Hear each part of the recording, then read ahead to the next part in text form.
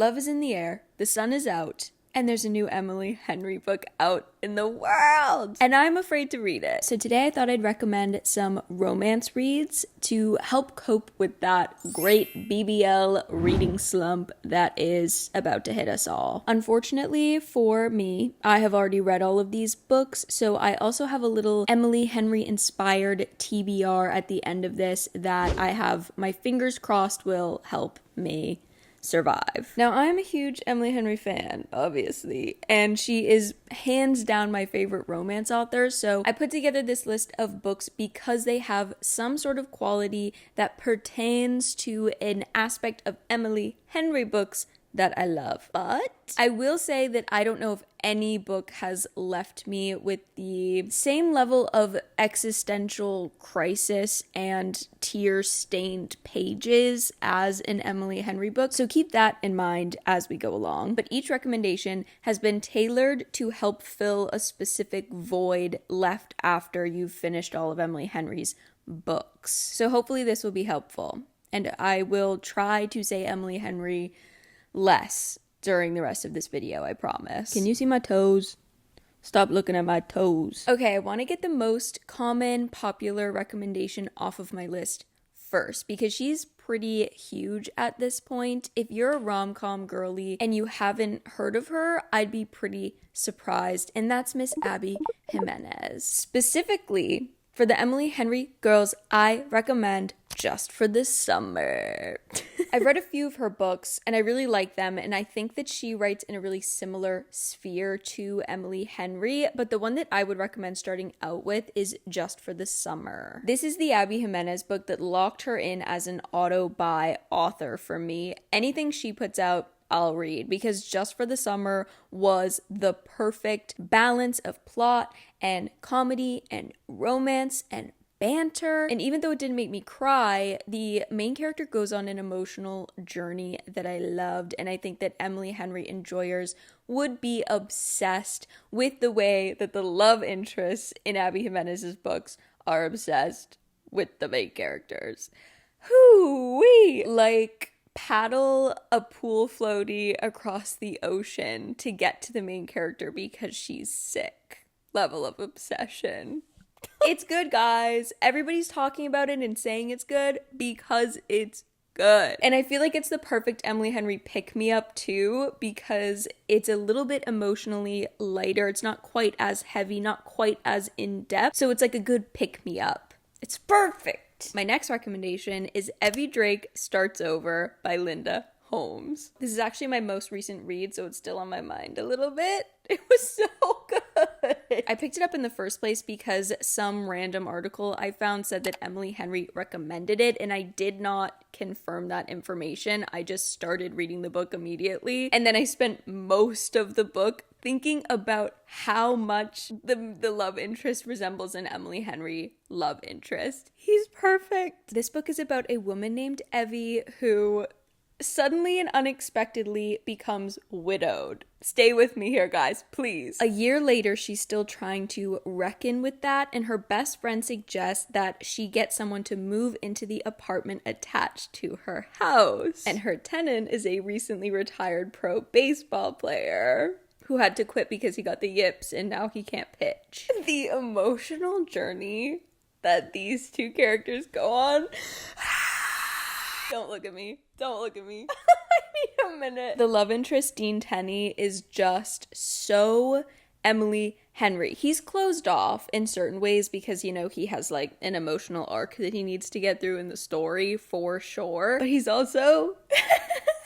I can't stop, sorry. He's also emotionally mature and communicative.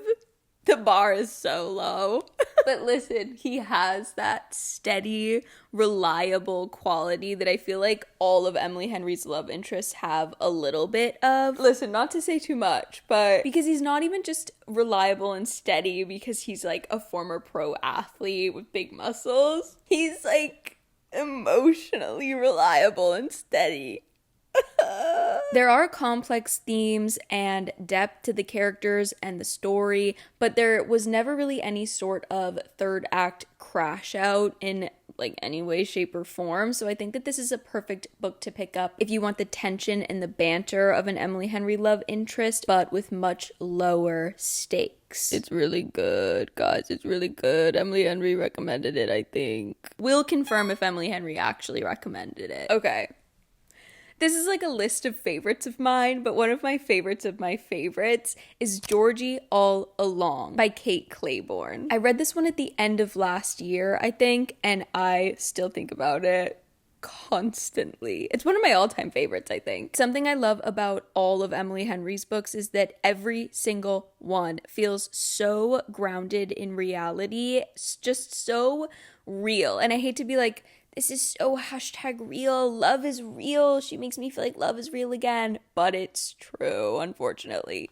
Hold on, gotta fix the lighting, hold on. Filming emergency. As I was saying, Georgie All Along has that grounded feeling too, and a small town, which is a trope that Emily Henry kind of takes and twists on its head. And I would say that this is another small town romance that doesn't read like an overdone small town romance.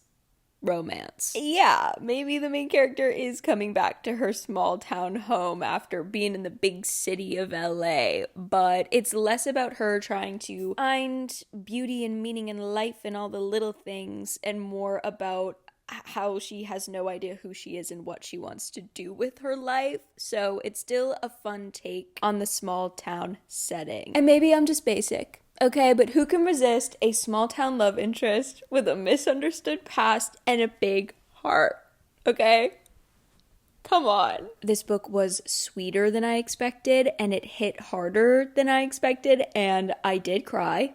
I did cry. And I wish that I had known how good it was before I read it so that I could have saved it to help me with an Emily Henry hangover. I wish I could read this book again for the first time. Georgie! Georgie, please.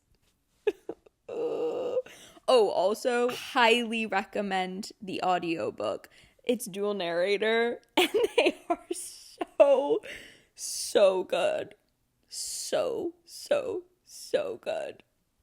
Next on the list is The Rom-Commers by Catherine Center. I've seen some commotion online for Catherine Center, but it was mostly for The Bodyguard, which I did read and enjoy, but The Rom-Commers is by far my favorite Catherine Center book, and I would say the most Emily Henry-esque. I'm usually someone that gets kind of cringed out by main characters that love reading and writing as one of their main personality traits, and I know that's a hot take. I know a lot of people really like that about main characters, but I say this because the best books are the ones that make you love tropes that usually you have no interest in, and all of Emily Henry's main characters work around books in some capacity, and I love that about them. And this book is another exception to the rule because it is about a woman named Emma who has been writing rom-com screenplays for like her entire life. She's obsessed with it, but she never has gotten a big break in the industry until her best friend gives her the chance to work with the Charlie Yates, famous screenwriter, on his next big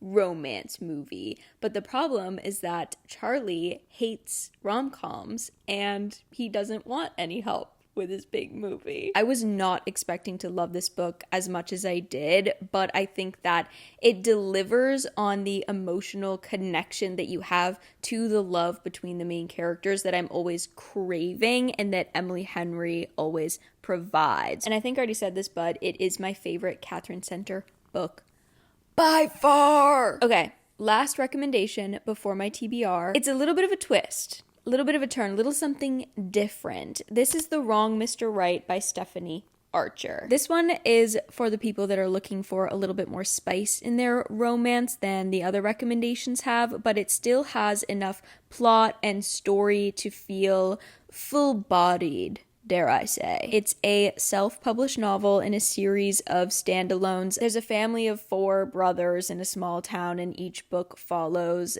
the brothers' romance story journeys. I read, I think, 3 of the books, and this was my favorite. Again, by far.